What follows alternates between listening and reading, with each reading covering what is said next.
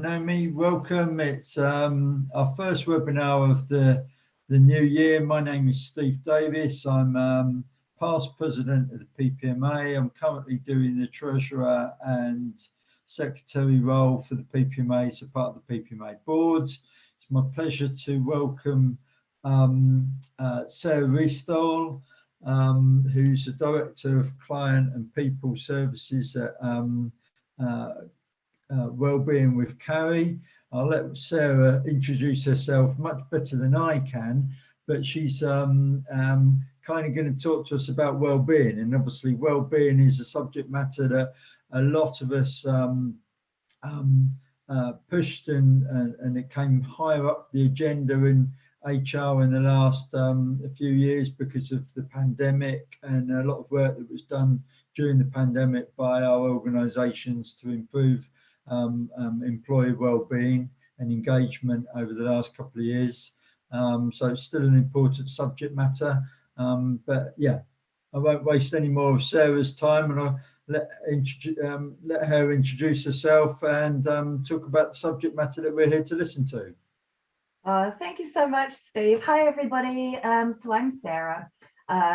Straight off the bat, I've got an accent. I'm from New Zealand. But I've been in the UK for about 17 years now, which is a long time to not be able to shake the accent. I have been working in the workplace wellbeing space for well over a decade now, and I really probably cut my teeth on the on mental health in the workplace when I was working for Mind.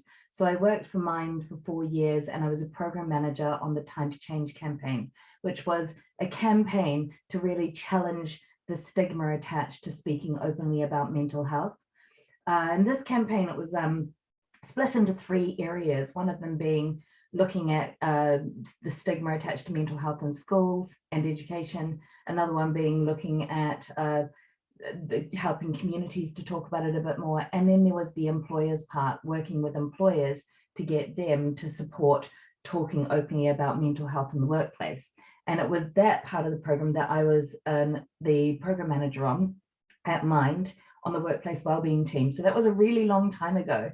And the work that we did there, it just was intrinsic to the work that's going on now. So I was personally able to work with over 1,000 organizations to support them with writing and delivering their mental health strategies when it came to that Time to Change pledge. We recognized that an organization just saying that they wanted to change or that they wanted to focus on mental health in the workplace wasn't enough, and that we needed actionable things that could actually propel impact and have something measurable in the workplace to show that an organization was fully behind supporting a mentally healthy workplace.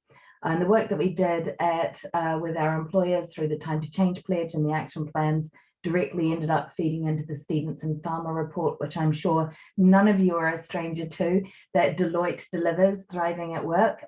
They continue to deliver measurements on that.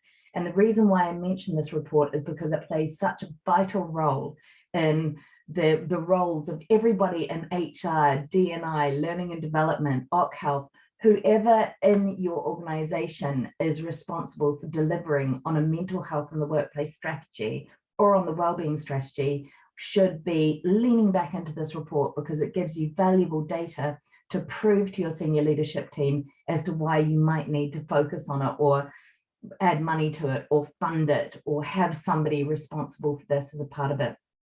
So today I'm going to be talking about well-being in general is way too big for half an hour. So I'm going to distill it down. I wanted to talk about the thing that I believe makes the biggest difference when it comes to creating and cultivating a culture of well-being in your workplace. And that word culture is key. So there are 2 major things that really influence culture.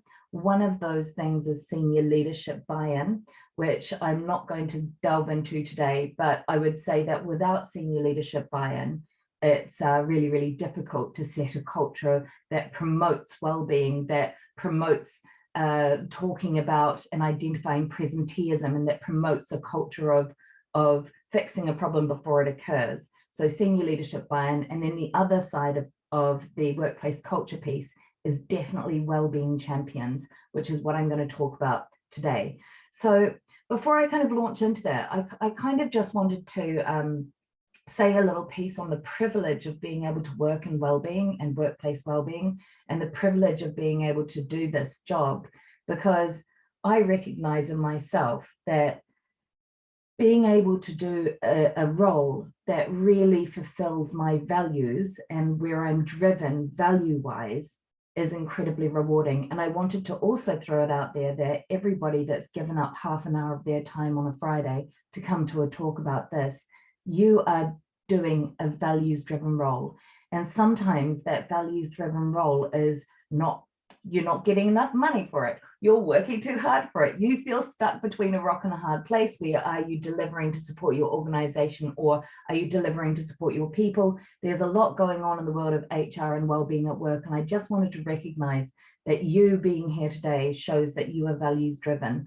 And I graciously thank you for being present, not just to listen to me blab on, but actually being present because you care about the people in the organizations you work in. And that's really meaningful to me, and it keeps me driving forward as well. So you can probably hear the passion in my voice for what I do. So I am completely obsessed with the idea, and that this comes out of 10 years working in this area. I'm completely obsessed with the idea of prevention over cure. I feel that we can really create environments that support people to reach out before they hit crisis point. I believe we can create environments where we can train people and help our colleagues to be trained to help cultivate these environments. It doesn't just have to be driven by HR or by policy, but actually it becomes something that is communally driven in the workplace. So I wanted to talk to you a little bit about Wellbeing Champions. And I confess that it sort of comes from the work that I've been doing in the last 2 years with my role as Director of People and Client Services at Wellbeing with Cari. So Wellbeing with Cari is two things. One of the things it is a platform that works with organizations to accurately measure and report on risk and to do with mental health and wellbeing. It also offers immediate interventions for people, and our reports directly can feed into the HSC stress risk assessment reports. So we do that through a tech platform that issues measurements on individuals and does consultations. And we also realized that you can't just measure risk. We also wanted to offer something else, which was a champions training program. And I have been offering champions training programs for many years and doing them one-off. And I realized that what we need to do is something that is entirely fit for purpose, something that people can have access to, so people can do it from their car if they're a driver. People can participate in training from home if they work from home, or they can get together and do it together in a good way. So I might talk a little bit about that at the end. But what I wanted to do was just refine it down, because we don't have a lot of time, and I wanted to discuss first of all, the top 3 questions that I get asked about champions in the workplace and wellbeing champions. And then at the end, I want to give you my 4 top tips for creating a really good champion program. And I'm also well aware that budget can be a problem. And I'm a massive fan of doing things either for free or for cheap. And this comes right back in to the work that I do in my position as a leader for Let's Improve Workplace Wellbeing. And that's kind of the hat that I'm wearing today. It's one of my voluntary roles that I've been doing for a couple of years now. I'm on the leadership team for Let's Improve Workplace Wellbeing, which is a collaboration of leaders like me who are focused on improving social, financial, physical, and mental wellbeing at work. What we do as a group and as a community is bring together wellbeing leads to share best practice in a hustle-free environment. That's my words, I use it as hustle-free, but I'm sure every single one of you gets a little bit sick of someone popping into your LinkedIn and trying to sell you a product. And so we're cultivating an area where that's not the focus. That if you want to ask someone about a good thing they've used before, you can, but essentially it's bringing people together. So Let's Improve Workplace Wellbeing. Please look it up. It's hashtag Let's Improve Workplace Wellbeing. Feel free to join our community. It's free to join. We run events and we link people together. Right, back to my 3 questions about champions in the workplace. So one of the questions that I get asked is, what does being a wellbeing champion mean? Now, some of you here will have awesome wellbeing champions already in place. Some of you might have had extensive mental health first aiders trained and not know where they are anymore. Some of you might have a legacy group of wellbeing champions, and some of you might be at the beginning of your journey thinking, I want to establish wellbeing champions. This girl, Sarah, is telling me it's really essential to culture. Where do I begin? What does it mean to say wellbeing champion? So I think that a wellbeing champion is somebody who is in the workplace, who is passionate about creating a culture where it's safe to speak openly about mental health. We use the word well-being, it can be a bit fluffy, but what we're talking about essentially is creating a culture where we're eradicating the stigma attached to mental health problems. So a champion will be stigma challenging and will be open to speaking about mental health and will be proud to be recognized as somebody that speaks openly about mental health. They do not have to have their own lived experience of poor mental health, but they do need to know that there is no shame in speaking openly about it. A wellbeing champion will need to come in to support the wider agenda.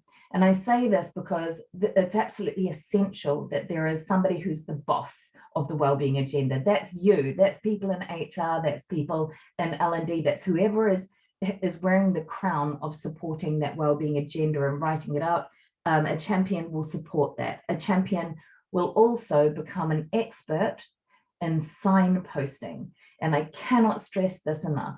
A champion is not an expert in mental health problems. A champion is there to signpost, to support services that you already have in place, or to be able to provide a safe space to speak to somebody in distress and signpost them to an external organization like the Samaritans or Mind, somebody that's their professional role. So a champion is a signposter. The next question I get is, well, how can you empower those who want to be a wellbeing champion? And I keep using this word champion. We use the word champion quite a lot, but first of all, you don't have to be stuck in that word. It might be a first aider. It might be a first responder. It might be an advocate. It might be, I can see one of my clients, Craig from Sky, he uses advocates for their wellbeing champions as well. And whatever the name you give people, it's to empower them. So you empower them with a name, with a title. You call them an advocate. You empower them with senior support. You find somebody in the senior team who is able to turn up twice a year to say, yes, you're doing a great job, or I am behind you on this. And if you've got any problems with getting your senior leadership, and this is an aside, any problems of getting senior leadership engaged, please get in touch with me, link with me on LinkedIn, send me a message. I'll have a chat with you about that. So you want senior support, you want network groups, you want to empower them by offering time. So people that come forward and volunteer for this are often coming from a place of lived experience or knowing someone with a mental health problem. So they're coming with passion, but I think that you really need to empower them with time. And maybe that's 2 hours a month that you say to their line managers, they have taken on this role. It's probably going to be 2 hours a month. You need to also make sure that they feel included. So bring them in to twice a year to talk about the wellbeing agenda and give them a heads up as to what's coming. The third question is, where is their place in my wellbeing strategy? So whereabouts does wellbeing champions sit? From my perspective, they need to sit under, if you've got a wellbeing strategy and you're thinking, right, this is what my strategy looks like. The beginning of the year, I'm going to raise awareness to let everybody in the internal teams know that we exist and what we want to do. I'm going to get comms involved to help me make up little posters or signposting things. In my strategy, I'm going to get external speakers to come in and talk about things that I want. So what about wellbeing champions? Well, they actually sit all along or in a whole band along your strategy. And that band will be culture. And these people are going to be your foghorn. They are your trumpet. They are the people that will deliver this information. Because what you'll find, and no joke, I've worked with 1,000 organizations and all of them are different. And sometimes I'll find that that one organization will operate really, really well, delivering information through Yammer. And that's how they get all their information out. Now, where does a Wellbeing champion sit with that? Well, they need to get in there to like and promote and comment and applaud and direct people towards whatever comms you're putting out for a guest speaker, for example, or a tea and talk day. Your Wellbeing champions are there to raise awareness at different events for you. They're there to hand out pizza pieces. They're there to provide a positive culture and a visible culture of well-being. They're there to wear the lanyard. Many years ago, I was working with Sky Home Services, and they had those bangles that you wear, those colored bangles that identified who they were. I've worked with organizations who've had Z cards made up that they have in their Wellbeing champions, have in their pocket, but they wear a lanyard that makes them visibly the person that is safe to speak to about mental health. And they were able to hand out literature to people or signpost to different areas of help and support. And I know that sounds, I say lanyards and you're like, oh my God, that's $2,000 for however many lanyards. Well, sometimes it's worth it for that visibility, but if you can't afford new lanyards, then maybe come up with stickers or a badge. Southeast Railway has badges. And I recall, actually, I was stuck on the train in the snow just a couple of weeks ago. And I saw a Southeast Rail worker walking through, and I suffer from anxiety myself. I get quite bad panic attacks in travel. And I saw his badge and I knew that I could say to him, hey man, I'm just wigging out a bit here. It's been 7 hours. And I knew that he would know how to talk to me and have that language to speak to me. And just knowing that made me feel safer. So little things like that about visibility. Where is their place in your strategy? They are there to promote a safe working culture. Right, I've got 10 minutes left and I want to save time for questions. So I'm going to give you now my 4 top tips. So how do we be strategic with champions? What are the 4 things that you absolutely need to know? And these are the things you can write down. If you don't write them down, no problems. These are the things you can email me and ask me about. Again, I'm from Let's Improve Workplace Wellbeing. I am hustle free. I'm not going to come at you and try and sell you stuff. So feel free to get in touch and ask questions. So my 4 top tips. How do you be strategic about getting champions up and running? Number 1, have a clear process to recruit champions. So putting it out there and just sort of saying, who wants to be a champion, come at me, is not a safe way for you to develop your wellbeing champions. What I have seen over the years is that often it's people who have poor mental health that will put their hand up first. So you need to make sure that you're looking out for people who are saying they want to help, because these people who might already have poor mental health who are saying, yes, I'll help, and then taking on way too much work because it's in addition to their own workload, that can be quite dangerous. So put together a process to recruit your champions. Southeast Rail does it perfectly. They have a form that can be filled out, like an application form, that asks a series of questions, asking why somebody wants to come in, what their workload's already like, how they manage their own mental well-being if it's going on. And then they have a panel, like once a month, they have a panel of 3 and they interview people face to face. And not everybody can be an advocate. And that's okay, because you need your advocates to be there to be safe for others. So number 1, have a clear process to recruit. Number 2, have a clear role and responsibility. So write it out like a job description. Have a think about what it is you want your champions to do. I work with a client who has wellbeing champions, and all they want them to do is to promote the strategy, just to promote days that they're doing and to be there to be cheerleaders. They don't use the word mental health at all when it comes to that role description. And then they have the first responders who are talking about mental health, are the people that have been trained up either with our first responder training from Wellbeing with Cari, or with mental health first aid, or with another provider that does something a little bit more in depth for that first responder stuff. So you can have a think about that, but write out those roles and responsibilities, be really clear, and tell your senior leadership team, tell your senior leaders that this is the role responsibility, which is why they need time.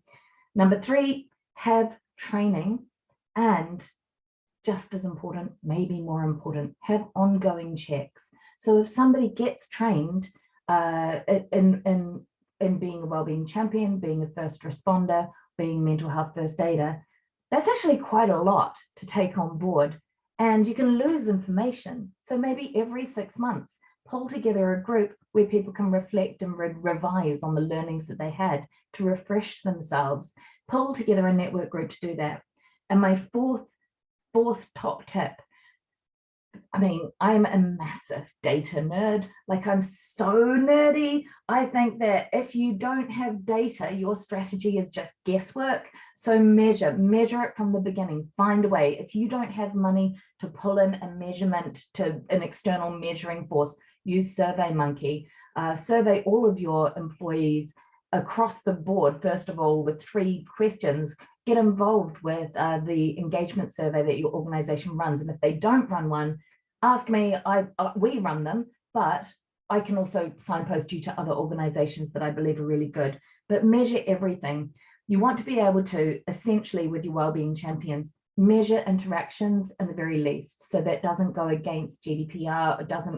It doesn't go outside of exposing people who have spoken to your mental health first aiders or have spoken to your first responders. What you want to do is make sure that you are making a note of how many interactions you have.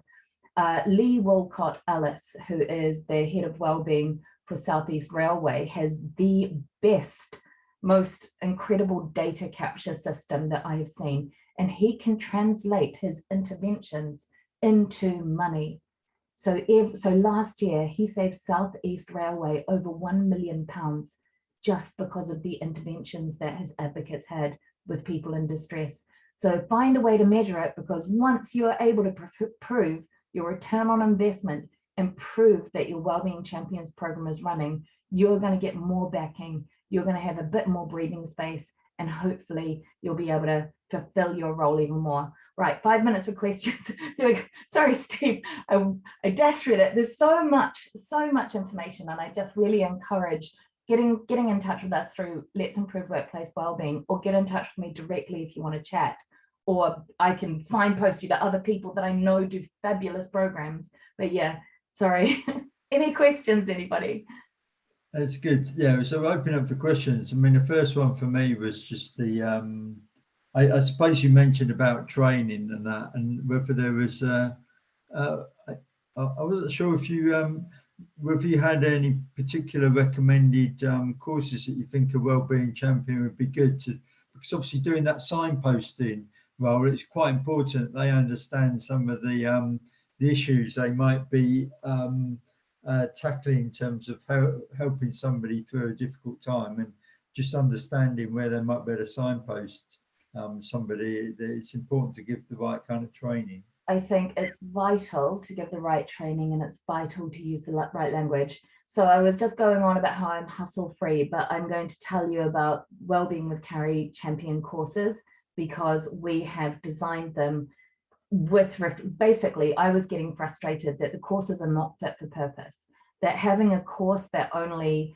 talks about mental health literacy is more dangerous than helpful, and that having a course that only focuses on suicide prevention is also not helpful to that prevention over cure situation. So having the right language and so forth. So off the back of those frustrations with some current training out there, we've developed the Wellbeing Champions training, which is the one through Wellbeing with Cari, and we've developed the first responder training. And in both of those training deliveries, which are done, they have, each of those courses have 4 hours of online self-taught learning, and then they also have two live 2.5-hour webinars where you get tutors and practice and looking at how you actually get to practice those conversations.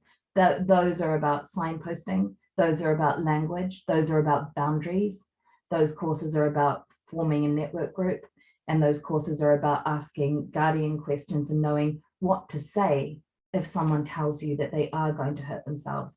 So I would recommend have a look at those.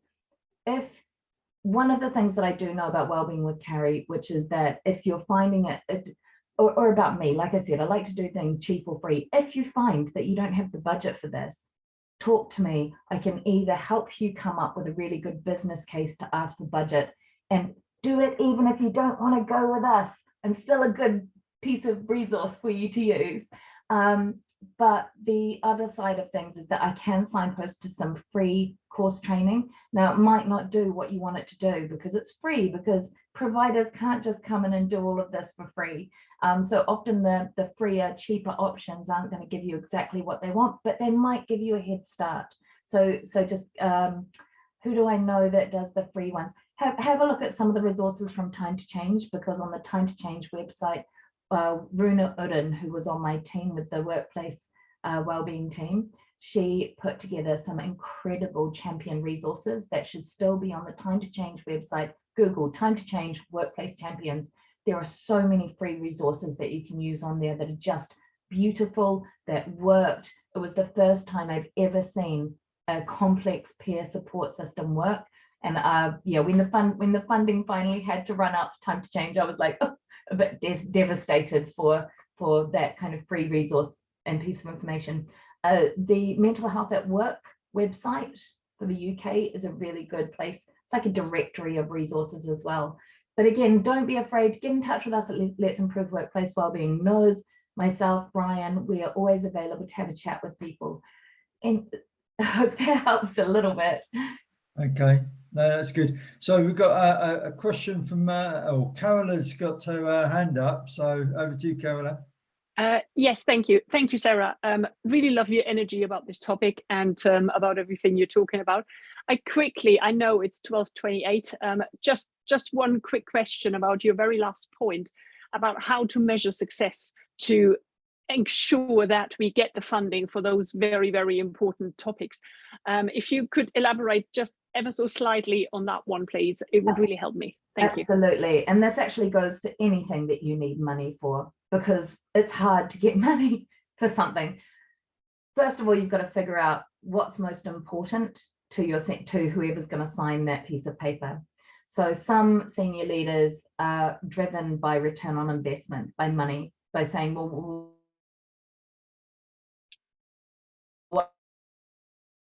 what's the return? We want to be the best, we want to get the best people in. So you've got to kind of figure out that kind of side of it. Looking at budget is always I'm a nerd about this. Finding out all the data you can find out in the first place about retention figures. Go to your HR and dig out absence figures. How much has absence cost you? How much can you, if you can identify absence relating to mental ill health, even better, write that down. I can tell you right now that there's a cost of presenteeism as well. The cost of presenteeism, that's people turning up and not actually being able to do their job, is about £1,800 per year per person. Write all of these figures down. We at Wellbeing with Cari, we actually can accurately measure presenteeism, so we can give you a figure on that. I do know that we do lots of work, especially in the public sector. We try our best to make sure it's as feasible as possible. We do a baseline risk assessment for £1,000, and in the you can either sign on and subscribe for more if you want, but I always say to people, at very least, you get a beautiful report that will give you that information. There are other organizations out there that will give you that information too. So search for things like presenteeism, because it's your champions that will help the presentees more than they're going to help the people that are already off. But you need to figure out, what is the cost of one person's mental ill health? If somebody goes off work, is signed out of work, they've already been mentally unwell for at least 1 month. So that's 1 month of presenteeism, at least. I mean, usually 6 months. They get signed out of work. What is the cost of that person being out of work for 2 weeks? Not just the cost of their wage, but what is the cost of somebody else having to do part of their job? More than that, somebody that goes out of work for 2 weeks that has not got the appropriate interventions from their line manager or from the organization, that person will often go off for even longer. And then within 6 months, they leave the organization. So what's the cost of recruiting someone? Not just advertising, but the time taken to write a job advert, the time taken to, the cost of losing someone who is on £2,000 a month. The cost of losing that person is upwards of 10 grand. So this is where you need to get fierce on figuring out what the money is. that is attached to somebody not being taken care of, when if you can provide prevention at the beginning, if you provide safe spaces, if you become an organization dedicated to a culture of psychological safety, it is a risk-based argument. It is not a well-being based argument. And that's where you have to come at it from. This is a health and safety risk. So I'm just trying to, we don't have enough time. Give me a call, Carol. I'll talk to you about this. Thank you so much. I have already reached out to you on LinkedIn. Thank you. Really appreciate it. Thank you.